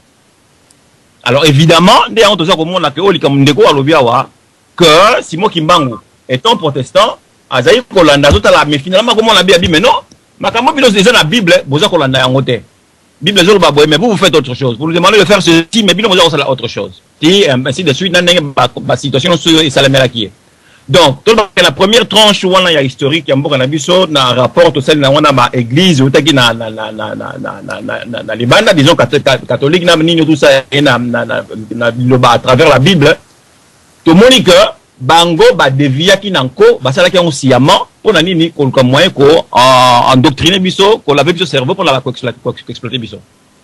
Bon alors maintenant et continuer to comme na banini sikoni 60 ainsi de suite na banini wana siko ba 60 banini to dans l'église catholique ba noir ba comme ko taper mine l'église catholique mais basala ki peka souvent sous influence ya mingi ya occident. Bon ignorance peka ekoti et continuer na kati ya mangomba wana totalement l'église catholique peut contenir moi ignorance na yango ya koyeba te que vraiment que liloba ya Nzambe il faut kotelemela yango na sens o koyeba yango te ko prêcher yango comme il le faut mutu jamais bako kondima azala exploiter. Bon tout le monde a dit que Simon Kimbangu autant peut Nzamba telemisa qui c'était le même message que mutu à cause de la jamais exploité. Moi na cause de la jamais exploité atendement il y a un message de justice bino koza mindele na mboka la bino bosala na mboka la bino biso pa na mboka la biso ça na mboka la biso. Bon en tout ça ba dégâts on est arrivé et ba dégâts on a et continue pour arriver sikasiko ndenge nini na kati na biso ya bana Congo la église na biso malgré que mindele accueilli ainsi de suite. Bon et continue on a siko zane ignorance ya kozanga koyeba liloba ya Nzambe na ndenge esengeli ezalela bato bani ko ndaka ba erreur o pesa mundela salaki ya ndenge ya kotangisa liloba ya Nzambe car na ndenge ezaleli wana na ba erreur ba mundela yaki na yango au lieu que bata la vrai pas comprendre que non liloba Nzambe na Bible ni ko loba boye batelemela yango. Bon, il y a eu quand même des bateaux dans la catholique, Malula bani batelema ki mo muke, mais c'était pas avec beaucoup de succès, ainsi de suite. Bon, na la gol basiko en conclusion, nangonga o leloyo. Ce qui biso église va continuer toujours comme ça la moi ba malheur ezali pour la nini. Église eza ko balana te musala na yango o esengeli sala na kati ya mboka ne ngesi telemela liloba ya Nzambe. Église normalement il faut ezala ko superviser makambo nyonso tu mutu akosala faut superviser gouvernement ningi koutiliser batu ndenge nini église ezala kosimba mibeko ya mboka etala ke somo konjeza na mboka ndenge donc théocratie faut ezala ya mboka ndenge Nzambe akela mokili faut théocratie faut liloba na ezala appliquer na gouvernement ya appliquer yango batu ba appliquer yango eza gouvernement donc liloba Nzambe faut ezala appliquer na mutu nyonso tu na lingoma nyonso faut appliquer liloba Nzambe eza kaka moko linga moninga na ndenge lingi yo moko linga gouvernement na yo gouvernement olingi peuple na yo peuple donc et vous ezaka eloko moko wana. Bon alors soki wana ebungami eza un peu difficile. Bon division eza na kati siko ya ba mangoma binzambiza mais comme oyo total na kati ya Congo lingoma ni bani ko sala etombola na mandenge ya bien na jugement ya kotala lingoma ko tombola na ndenge ya bien naza ko mwa sika zalika catholique neza ko sala musala oyo ko ya solo catholique e bani ko telemela vérité et lingimbo na biso tambola na ndenge ya vérité.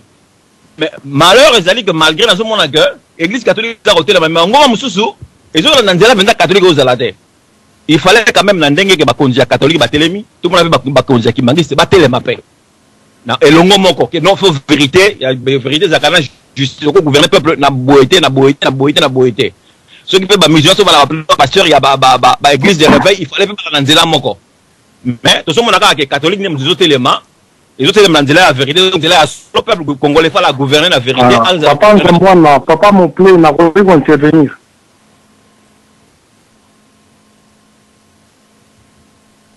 Oh, na evite soki ndeko Muzadi asilisi papi ndeko telephone toko pesa yo mais papi Afonso na evite soko lobi nini concernant makambo oyo nyonso yoki awa nani yango olingi ko répondre selon idée na yo ya makambo etali l'église ko isi bato to conseil ke na ba église to sambla kana pembeni ndeko papi Afonso malobe pa na yo. Allô, bonjour papa. Allô. Na ebite so inaza koyoka na kuna ndeko papi Afonso na pesa maloba ndeko pe na telefone na Canada obengi na 514 puis 330 na suka soko za koyoka biso oza toujours na chance koya ndeko papi Afonso na moni oza na kati ya masolo me ozozwa mikote bon na zongeli papa Desfe et puis papa Desfe pesi papa Robert na ebite ndeko papi Afonso soko za na biso kaka zwa maloba. Allô. Ndeko papi Afonso na moni aza na kokoso na nzela kuna ya micro. Allô. Allô, oui, na pesa maloba ndeko papi Afonso to yoka okatake ndeko Muzadi to ndeko Kibangiste olobi nini? Bon, na landi bino na landi pe ndeko Kibangiste bon en fait c'est pour ça diwana dans za Kibangiste mais la compréhension mususu par rapport ndenge ndeko na lobi. C'est vrai que ndeko DSV ndeko lobi ça quand même un peu malheureux. Mais je trouve que les quoi on appelle Moussa qui m'a mis ça répondre mais quand Moussa ses alliés bâtiments se va comprendre dans le biseau de comprendre donc je crois que Dérodès va poser une question simple pour les Camboya Mundele apparemment il y a répondre vraiment pendant les Mundele moi je pourrais dire que Mundele va mettre uniforme ça ne pose aucun problème tout comme tout le monde va tout le pays de comment chrétien et pourtant Jésus le va dire bien ailleurs pour na bateau pour ta rapport à l'Ibota Israël. Pourtant, tout le monde donc ça ne pose aucun problème. Donc, Torosa Namindele, ça ne pose vraiment aucun problème. Torosa la chinois, Torosa la japonais, c'est Yana. C'est moi qui m'a envoyé qui vraiment mis les points à bateau. Mais n'empêche, à ta japonais ailleurs, à ta nanaïe, maintenant, ça ne pose aucun problème. Je crois que je n'ai pas intervenir par rapport à ça. Pour la Camboya Bolo, quoi, le but que roi, Sogis, nous pour intervenir pour le roi ou en Belgique, et là, c'est un peu délicat parce qu'on ne sait pas vraiment tellement à le défendre. Moi, je préfère que le boulot qu'on a tout de suite à mon pour la mission de ça ne sert à rien parce qu'on peut prouver en côté. Donc, on est beau, t'as pas de problème. On a mis, on a avec une ça va pour intervenir dans le côté. Suite, que nous avons dans ma cave sous. C'est vraiment difficile pour moi de comprendre. Bon, moi, j'aurais conseillé dans des coins à vous téléphoner, comme sous ces alliés, au biseau tout le monde vrai, mais dans le sud, au monde en vrai. Ça ne sert à rien qu'il y ait un monde en ça, pour discréditer l'église. Oh, dans la intervention, il y a eu DSB, ça a vraiment mis, on a biseau vraiment contre lui. Alors, ça ne sert à rien, on peut s'arrêter d'argument. Je crois que c'est bon. Si on ne papi, le cause qui m'a mis cette question n'a pas nayo, na cadre ya toutes les églises support na bango na pembeni ya gouvernement na biso mona neza négatif. Opinion face à face à l'église qui m'a c'est d'aujourd'hui na gouvernement d'aujourd'hui olobinin.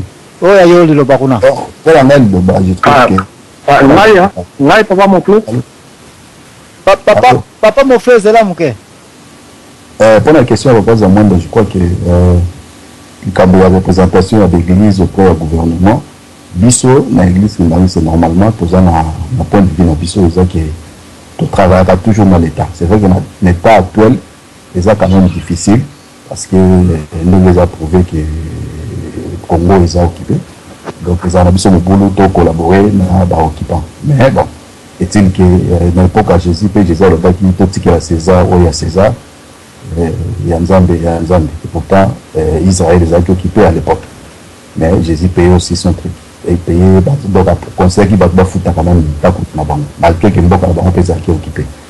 Donc, c'est vraiment difficile pour répondre à la Kawana, vu la situation de Zanango, parce que tous allons vraiment accuser, que tous allons accuser de collabo et tout.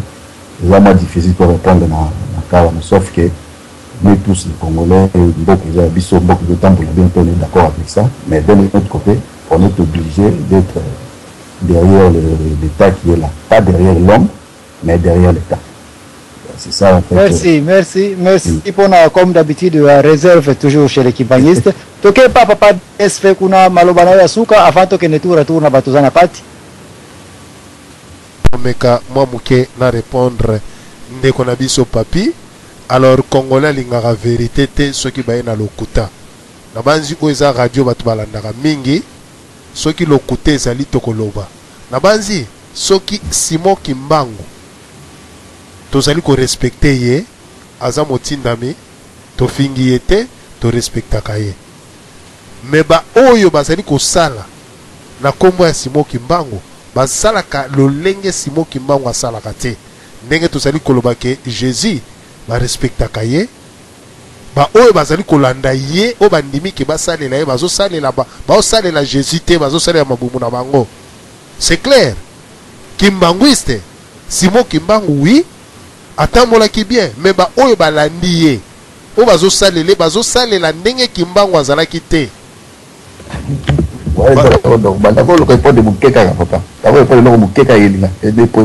Ok.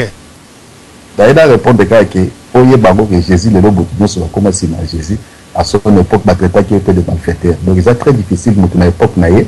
Les autres comment on dit makimbangu mais kimbangu pour ça na te mutakele ko tayi ye pa ya bapindele ezali ka ba contemporain naie. Donc c'est vraiment très difficile notre époque naie bandima même le monde les autres dit naie au mutu ça contesterait mais à l'époque il y avait des manifestations, il y avait des gens qui contre eux. Donc, l'époque n'a pas été jamais.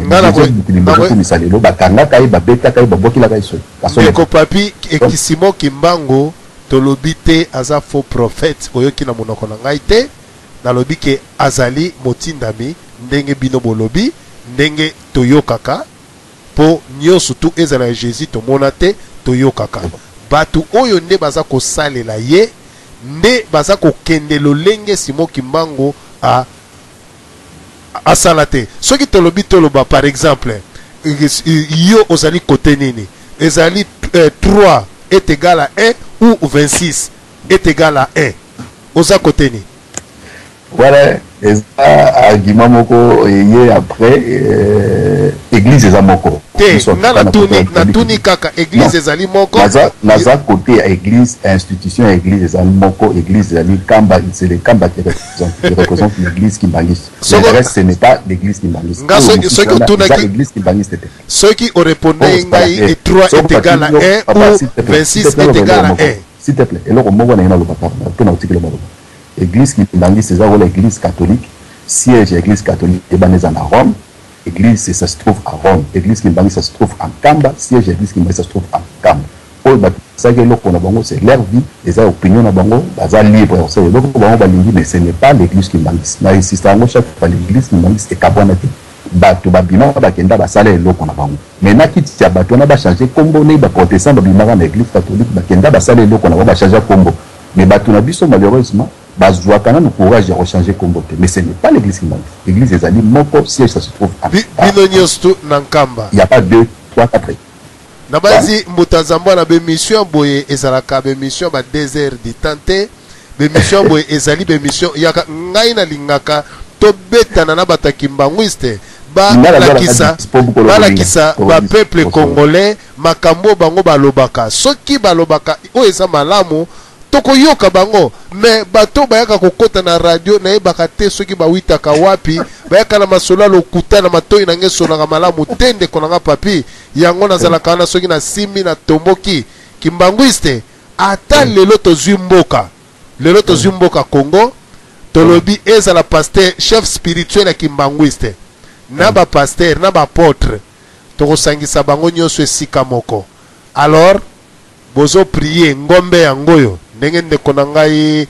Robert apuyaki bobelela nzambe nini toyoka apesa solution na kati na Congo soki te bango nyonso tu mitu ekokatana na stade wana tokoyeba nzambe ya bien eboto bandeko tozoke na 7 minutes asuka ofoto kabola yango ndeko DSP merci pour ndenge pesi so opportunité oyo mais photo kabola na ba o bazana kati na ndeko po ya telefone na 33 ya France ya fixe franchement na ko inviter oya parce que outi na musika okoyiko bimaka ka boete sanke na pesa opportunité ya ko pesa solution o pesa pe oya solution yo ko za mtasuka mais en attendant to sala boye na 7 minutes to yes tiens micro na pause ndeko na telefone na France yo mto ko pas mon plaisir.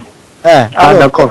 Avant ngana benda oya nga mwa conclusion le loko na koloba émission oyo qui prévu pour na ba église nyonso mais na moni nyonso d'accord ko ya kimbangise ba intervenir mingi parce que bango pe batu normalement ba koye ko na drapeau ya bazi de ko na biso papa moke mwa bolimbisi ndeko azosala émission oza koloba na kati tika ndeko si émission totika na minute moke ayeba kopesa ta ndeko 1 minute wana pesa mwa dérangement merci donc ndenge na lobi bandeko kimbangisi bapoti ya tro réseau naza kosala nyonso bandeko na radio lisolo topesaka bandeko kimbangisi espace parce que depuis que baza koya toza koatake bango moins que tokoza na opportunité pe ya kosololaka na bango mais soki toyi kotika bango baya na ndenge bazali mabe to malamu na banza na kobengaka bino tini kamba na koyela bino pe papa Simon Kiangani akoya kati na radio tokosolola na ye mais soki boza koatake kaka moindre likambo mbatu soki boyokani opinion te ko forcer opinion mutu te fois pe ba mutu ba forcer yango te donc prochainement na koyela bino kamba en direct mais il faut coopération pe ezala na bino bande ko ba combattant nyonso na libanda na batu bakokota botika muntu apesa opinion na ye et puis oza mukolo analyser na yo alors on minute na biso suka etika li tozo sala boye nazo pesa maloba soit 1 minute et demi na papa Robert na mama Fura na papa Papi Afonso na ndeko na France et puis papa Muzadi et puis na Silisi même biso nyonso conclusion to wela ko tirer siko débat le sous-te comment mutu okoyi kozala part ya église et puis église échoué nango pe na kosala responsabilité politico na yango mais ozalaka na kati soki oza chrétien comment okoyi kovivre avec Jésus sans que okendaka na église oyo échoué kosupporter le gouvernement na biso oyo eza kobebisaka biso 1 minute to 2 minutes mike tobai na papa Robert Sama obinini. Ok, merci papa. Pour la conclusion, merci pour l'émission. Tolobi, Jésus est vrai, azali nzambe. Mutu apusan na nzambe, il faut azala na vérité katinae. Vérité pas seulement pour l'église, mais vérité pour la société. Tote ya batu, to longola batu na ignorance, to mema batu na nzela ya solo, de façon que mboka na biso est élément. To mema batu faire les inventions. Nzambe mtu apesa invention, donc chrétiens nous pas vers l'invention. Batuna Yesu. Pourquoi nous ne sommes pas capables de transformer la richesse nyonso ezali na mboka na biso en réalité économique palpable? Mpona nini toza na bitumba? Mpona nini toza koyokana te? Wana ezali nde rôle église. Église abatte la paix constitution, aza la côté moralité de façon que biloko etambola malamu. Merci. Papa DSP Soza kolanda biso ya yo 1 minute na yo. Papa DSP azobanga koleka avant de ko ya kimbangiste. Papa na téléphone à 33 na France 1 minute et demi na yo. Bon, d'accord. Wana koloba boye. Omoni nzambe na mukilio mutaza parfait azati. Nzamba talaka oyo ke azali mwa malamu koleka muninga. Ozoma likambo oyo salami na ba élection na biso église mani ces allées église oyo ke eza na risque obozo ka ba combattant ma mbazoroba ke fo ba boma église ya Kimbangise. Alors église Kimbangise ezali eloko papa Simon Kimbangu asala ngoka bongote donc kolo Yesu azana kati ya likambo na pon kolo Yesu yem tatinda papa Simon Kimbangu. Papa Simon Kimbangu atiki na mwana na ye papa Dengenda. Faut que bake kolo za kufi na 33 ans papa Dengenda abandi musala na ye na 33 ans. Donc papa Dengenda kufi atiki na yaya na ye dialungana tiki na mwana na ye papa Simon Kimbangu Kiangani oyo ya lelo. Donc ba président nyonso tozaka na bango na RDC ba ali ba président oyo ke bazali capable ya ko protéger église Kimbangise na peuple.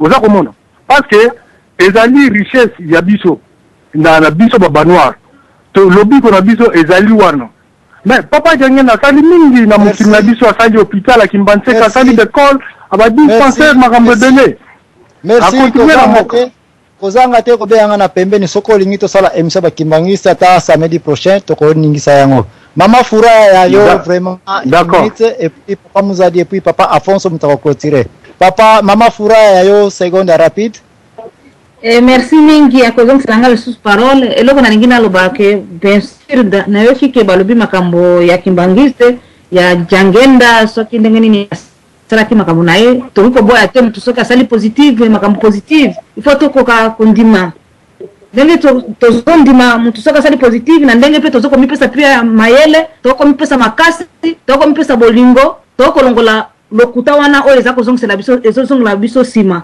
mpe na ningi naloba boye à partir d'aujourd'hui il faut bobanda considérer toujours ba pygmée lokola biso ba congolais il faut que ba étranger babanda koloba te ke ba pygmée baza ba pygmée parce que bango nde balukaka division entre ba pygmée na ba congolais parce que kuna Équateur eza munene oyebi ke toza na problème ya division tolingi division te il faut tozala uni tozala liboke moko pe tokolonga etumba wana na kanisa ke biso nyonso fin de fait comprendre to eza te makambo comprendre te tozo comprendre nani azali jangenda nani azali mutasala abandaka kimbangise nani wana ezaka ke eloko totiango na bolingo to banda musala nango tokopa.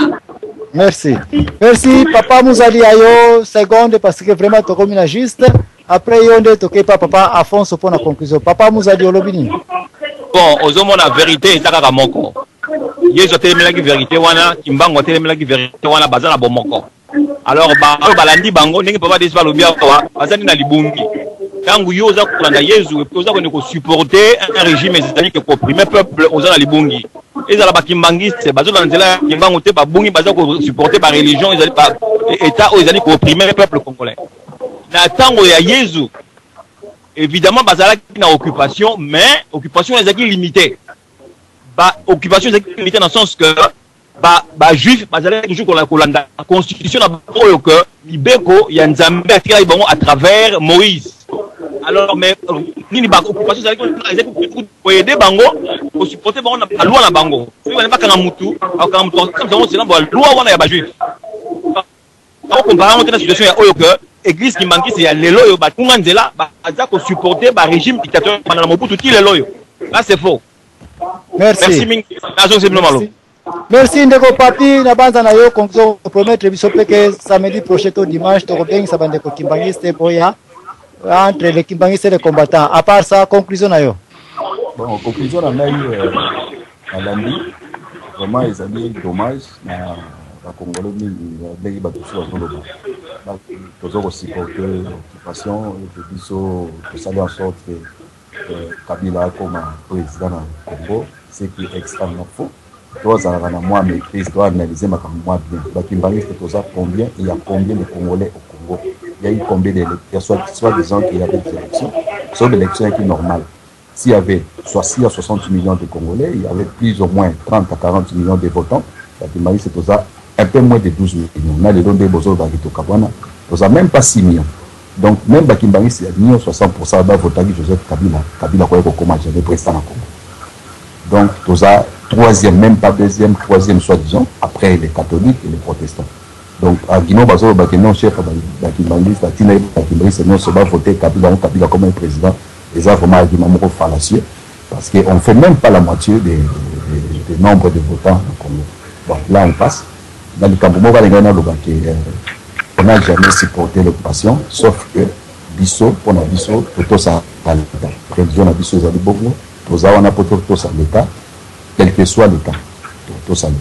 Biso ke mutu yaki na Kabila ta na yaki mona ki bilomo bobeti la ke maboko donc ezali kababa c'est nous seulement tout ça va l'idée que l'état eza nini na biso religion na biso c'est comme ça après nzambe l'état na c'est pour tout ça l'état quel qu'il soit c'est vrai que l'occupation ça nous arrange pas non plus mais on est là pour respecter les règles sont là c'est pas occuper c'est les chasser qui que ce soit nous on est là pour prier nous on n'est pas là pour diriger le pays.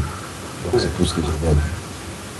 Ah, wana li yango tulobaka bolingo misala pe mibeko wa topesi papa desfe diana sulufu pe vupeta ya yo pe seconde et puis ngana kopenda conclusion muke et puis tokangi ba page Mwana merci na ndengo sili kopesa maloba malgré bandeko balobi mingi makambu oyo ya malamu muke lokute bele likambu te po tokomi na suka émission na biso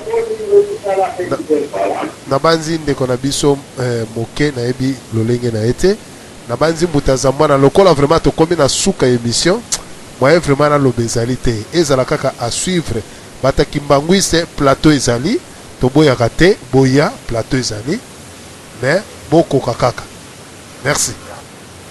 merci pour la conclusion na ngai ndeko desfe na banza na za pre ya kobenga bandeko na kamba na bana ba papa partout bazali to benga na katoza en contact ya kitoko po ba permettre biso peto sala émission moko ya batu boya na bino ko poser ba question concernant l'église kimbangiste si base à division to boyokani to 26 égale à 1 3 égale à 1 comme ça bon mais un peu ko zo clarification na situation wana mais na jour na ko sala yango na ko senga bandeko nyonso boza esprit calme avec respect ezala oyanga conclusion ezala moko bandeko bele bokoti moyena pesa ino maloba ezali soupenza te sauf ce qui ndeko desfe ako permettre na ngonga esili oyo ka ngana koloba ete pona biso ba chrétien toyeba ete ndeko desfe autai koloba yango rappela biso verset biblique onkolo saloba ki ete na mikolo ya suka mikolo koya kosambela ngai Jésus ekozala sur base ya bâtiment moko te mais kozala sur base ya kondima ya mutu ye moko ngai selon moi je pense que ngongango ekoki ou un congolais faut yeba regarder Jésus na ndenge na yo